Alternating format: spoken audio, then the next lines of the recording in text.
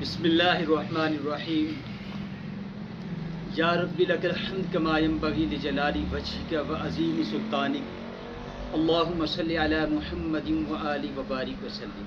آج کا موضوع یہ ہے کہ میری اولاد نیک رہے اور ترقی کر جائے، دنیا میں وہ میرے بعد میری اولاد کسی کی محتاج نہ ہو، نیک رہے اور ترقی کر جائے، دنیا کی بھی ترقی ہو، آخرت کی بھی ترقی ہو۔ دو عمل آپ صلی اللہ علیہ وسلم نے ہمیں بتائے ہیں۔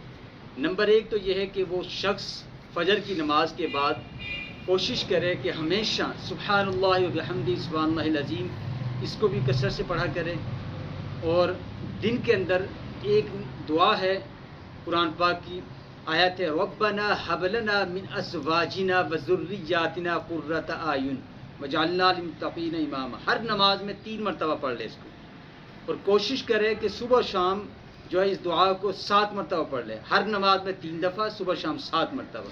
کبھی زندگی میں اس کی اولاد نافرمان نہیں ہوگی اور دنیا میں کبھی پیچھے نہیں رہے گی۔